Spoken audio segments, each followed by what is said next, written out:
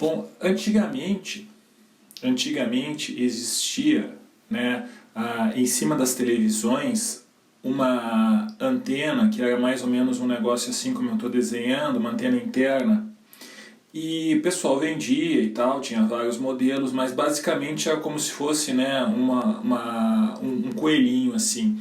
Você mexia nessas dimensões, você mexia nesse ângulo aqui, né, de maneira a você ter a melhor recepção. E antes de ter TV a cabo, etc., quando só havia broadcast, quando o pessoal só pegava sinal pelo rádio, pelo ar. E o que era interessante é que o fio que saía dessa antena na época não era um cabo coaxial como nós estamos acostumados hoje. Ele era uma fita, era um cabo coaxial, era uma fita com dois fios paralelos.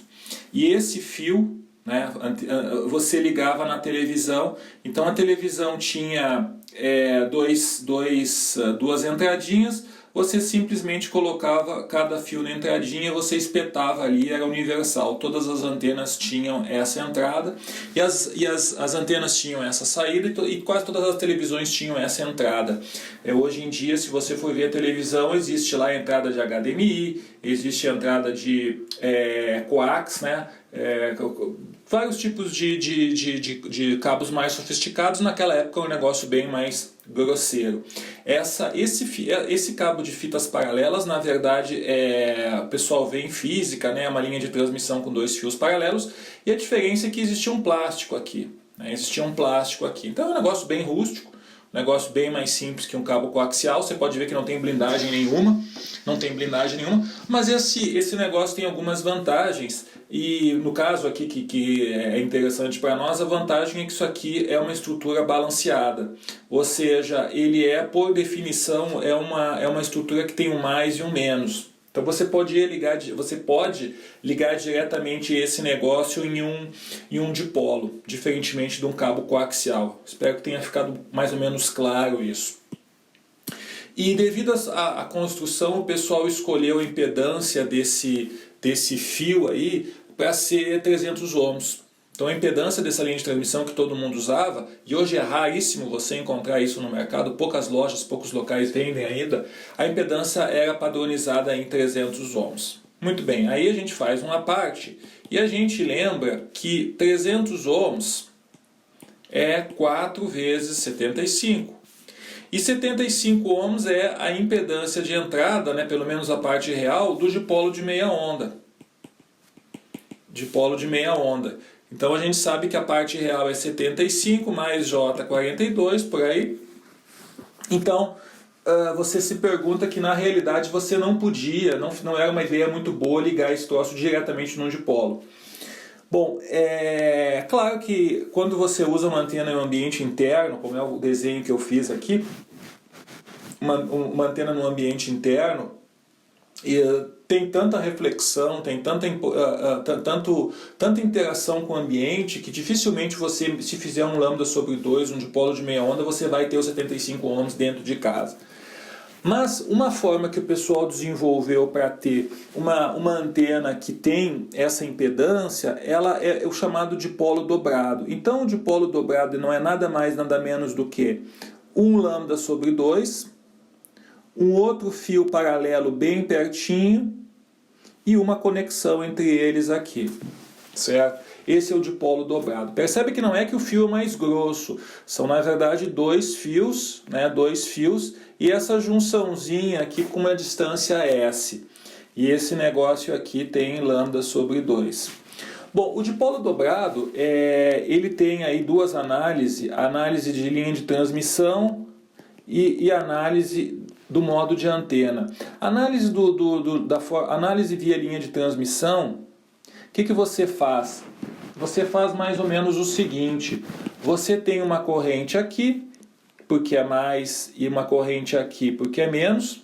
Essa corrente passa aqui e ela faz isso. Ela faz isso, ela faz isso, né? Então, consequentemente, no modo de linha de transmissão, tudo se passa como se tivesse um mais e menos aqui. Você percebe que esse pedaço aqui, ó, esse pedaço aqui, ele se comporta como se fosse uma linha de transmissão em curto, né? Como se fosse uma linha de transmissão em curto. E isso você usa para calcular a impedância de entrada. Esse é o modo de operação chamado linha de transmissão. E o modo de operação chamado antena é basicamente o que a gente está esperando. A fase dos dois lados é a mesma, já que o fiozinho aí ele tem esse tamanho aqui é muito curtinho, e você tem a mesma fase na sua excitação. Muito bem, seguindo as contas, o Balanis ele mostra lá como é que você analisa o modo de linha de transmissão, etc. Você chega que a impedância de entrada, quando você tem N dipolos em paralelo, uma coisa assim, né? Quando você tem N dipolos em paralelo, não só apenas um, a impedância de entrada vai ser N ao quadrado vezes a impedância individual do dipolo. Como nós temos dois dipolos, por isso que é folded, né, dobrado, você tem então o seu 300 ohms. Então essa antena ela podia ser ligada diretamente no seu, na sua linha balanceada de 300 ohms. Hoje esse negócio é ultrapassado, né? nem existem mais essas linhas de transmissão, mas em todo caso o dipolo ele tem algumas vantagens. Uma delas é que a banda é maior, a banda do folded dipole, do dipolo dobrado, é maior do que a banda do dipolo simples. Então esse é um negócio que às vezes quando você precisa ter uma banda maior, você usa esse dipolo dobrado. E segundo ponto, ele é usado às vezes como excitador na próxima antena que nós vamos analisar, que é a antena IAG. Então, o dipolo dobrado tem essa característica. Surgiu para resolver um problema e, como acontece na engenharia, acabou sendo usado para outros fins. E às vezes aparecem algumas aplicações de RFID, de tags de RFID, que são baseadas no dipolo dobrado. Né? Tem muitas aplicações, muitos desenvolvimentos dessas antenas de tags de RFID que usam conceitos do dipolo dobrado para que você atinja impedâncias mais altas. Bom, a próxima antena que nós vamos analisar, também antena de fio, é a chamada antena IAG, né? IAG-UDA antena. Essa antena é uma antena chamada antena de traveling wave. O que é uma antena traveling wave? A antena traveling wave ela é uma antena, em contraste com a antena ressonante. Vamos começar da antena ressonante que nós vimos até agora. O que é a antena ressonante? Você tem um dipolo e você tem aqui um certo open aqui, né, que faz com que haja uma onda estacionária na sua estrutura. Então, antenas ressonantes, elas geralmente estão baseadas em ou curtos ou abertos e em ondas estacionárias. Já as antenas em ondas caminhantes, como nós estamos falando, um típico exemplo, você pega um fio, isso aqui são antenas bem longas, né, aqui eu estou desenhando a Terra, você pega um fio, e aqui no final, fio bem longo, você termina esse fio numa impedância qualquer e a radiação se dá por quê? Porque a corrente vai andando aqui e ela vai progressivamente irradiando. Então são antenas bem longas, a traveling wave. Então você percebe que não existe uma onda estacionária, não existe um aberto nem um curto, existe esse resistor de 50 ohms, 300 ohms que seja no final, e é ele que faz, né, a energia que não é radiada por ela, a onda eletromagnética, acaba virando calor nesse resistorzinho. Bom, a antena IAG-UDA, a antena IAG, é uma antena que tem características muito boas. Em termos de banda, ela não é lá grande coisa, tem aí em torno de 10%, mas ela tem ganhos bem elevados, coisa aí de 15, 12, até mais ou menos 16, 17 dB você consegue. E por ela ser uma antena de fio, ela é uma antena de baixo custo. É uma antena de baixo custo. Se você quiser uma antena com ganho melhor do que a IAG, você vai ter que cair nas antenas baseadas em refletores, né, antenas parabólicas. E aí, infelizmente, uma série de problemas começam a surgir aí, principalmente, né, em função da dimensão, em função das características, antenas baseadas em refletor, antenas parabólicas são bem mais caras. Bom, como é que é a antena Yagi-Uda? Existe uma história aí, quem gosta de história pode ler, foi o Uda que inventou, passou para o Yagi, era só Yagi, virou Uda, etc. Tem uma história, esses são japoneses, como você deve imaginar, uma história bem longa por trás. Mas o que nos interessa aqui é a parte de engenharia. A antena Yagi-Uda, ela é um negócio mais ou menos assim. Ela tem um fio aqui, ela tem um dipolo aqui, né, na sua forma mais simples, e ela tem um outro fiozinho mais curto aqui. Bom, esse cara aqui é o chamado refletor. Ele é, como você viu, um mero fio. O refletor tem em torno de lambda sobre 2. Depois a gente vai ver, as dimensões aqui são absolutamente variáveis, não dá para ter uma tabela. Aqui você tem o quê? Aqui você tem o elemento ativo, que basicamente é um dipolo. Em geral, ele é mais curto, ligeiramente mais curto do que 0,48, por aí, 0,47, dessa ordem aí.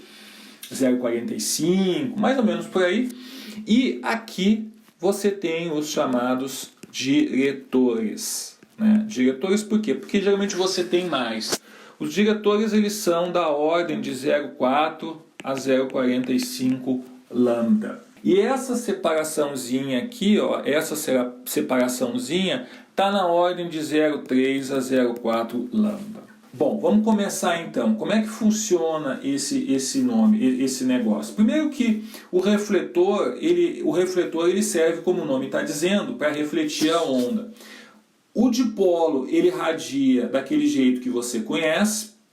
O dipolo sozinho ele está assim. Mas o que acontece? Devido à presença do refletor, a energia bate aqui e retorna.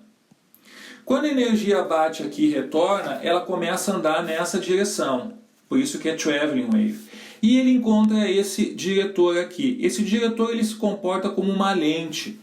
Então o diretor você pode imaginar, fazendo um zoom, geralmente são mais diretores e eles vão ficando progressivamente menores. Aqui eu estou exagerando, nunca é tanto assim, mas a ideia é que os diretores sejam colocados em cada posição que a onda do excitador bate aqui, gera uma corrente, essa corrente gera uma onda e se soma em fase, e vai se somando em fase fiozinho por fiozinho, diretor por diretor. Então você acaba tendo no fim do dia um perfil de radiação assim, ó. Um perfil de radiação assim. O ideal seria isso, mas você sempre tem um lóbulo traseiro, né? um backside aí. Uma coisa mais ou menos assim. É importante você perceber que essa antena é uma antena end-fire. Ou seja, a radiação está ao longo da nossa rede. E não fique surpreso, porque, mas isso não é uma rede, porque eu tenho só um dipolo. Às vezes, a gente não mencionou anteriormente, as redes têm elementos que estão ou em aberto, ou em curto, ou com carga. Não necessariamente uma rede tem que estar com todos os elementos ligados no gerador ou no receptor. Pode ser que existam, é muito comum em redes de alta performance, coisas mais sofisticadas, que você tem elementos que simplesmente estão em aberto, estão em curto, estão numa carguinha ali. Eles só servem para direcionar, como se fosse um espelho para direcionar a energia. É o caso da antena Yagi-Uda. Existem essas dimensões aí, existem softwares que dão o projeto, o design de uma antena Yagi, né, a síntese, por assim dizer, mas é um negócio que não existe receita de bolo, não dá para dizer lambda sobre 4, lambda sobre 2. Em geral, você usa vários diretores, 5, 6, 7. Existe um limite, né? Como eu falei, até 15, 16, 17 dB de ganho você consegue com a Yagi. Se você colocar diretores demais, diretores demais, tipo 8, 9, 10, 11, a coisa começa a descambar, né? Aí a impedância de entrada fica ruim, começa a acontecer uma série de outros problemas aí. Então, diretores aí é mais ou menos aí por volta de 5, máximo 5, 6. Né? Mais do que isso começa a dar rolo, fica um projeto mais complicado. O que mais nós temos que lembrar? Às vezes a excitação é feita com o dipolo dobrado, né? É muito comum isso. Às vezes a excitação é feita com o dipolo dobrado. Às vezes, não tão comum, às vezes a excitação é feita com loop. Às vezes a excitação é feita com loop também. Isso não é um negócio muito raro, certo? Mas não é tão comum quanto o dipolo dobrado, você usa loops. E o que é muito comum, né, é que o seu refletor não seja só um fio. O problema é o seguinte, o backside radiation aqui, ou seja, a energia que vai para trás, se você não tem um certo cuidado, a sua antena não passa na norma. Então, se você fizer geralmente um fio só, essa energia que vai para trás é muito grande. O que o pessoal faz? Ou colocar mais não sei se eu vou conseguir desenhar aqui, mais de um fio, né? Ele coloca aqui na vertical mais de um fio, ou fazer também uma chapa, né? Uma chapa refletora, e você tem aqui as suas outras, os seus diretores, o seu polo excitação. O problema da chapa é que isso aqui tem, né, resistência ao vento. Não é um negócio que você pode colocar no ar livre, aí esse negócio não é uma ideia tão boa. Mas de qualquer maneira, se você mexer no diretor, se você deixá-lo sólido ou com mais elementos, essa energia que vai para trás, o backside radiation, ele diminui. Né? Ele diminui. Então nós estamos falando de uma antena de alto desempenho, uma antena aí que você consegue altos ganhos, e é uma antena fundamentalmente, né, em termos de custo, é uma antena, né, que tem um custo bem baixo. É uma antena bem barata, você faz com fios. Não esquecer que a IAG ela é excitada com dipolo. Se ela é excitada com dipolo, isso significa que eu tenho que ter um balão no meio. Por que eu estou dizendo isso? Muita gente fica empolgada com um IAG, muita gente fica, mas consigo alto ganho, vou fazer um rádio, vou fazer isso, vou fazer aquilo, e no fim das contas chega no seu rádio, ou no seu circuitinho lá, vem com conector coaxial, com cabo coaxial, e acaba conectando o cabo coaxial diretamente com o nosso input aqui, ó, e óbvio que vai dar bobagem, né? Então não adianta você fazer uma tremenda de uma IAG, fazer as contas, simular para ter 17 dB de ganho e excitar esse negócio com um conector aí coaxial, com uma linha, um RG58, um coaxial comum. Você precisa de um balão também de boa performance que funcione na mesma frequência.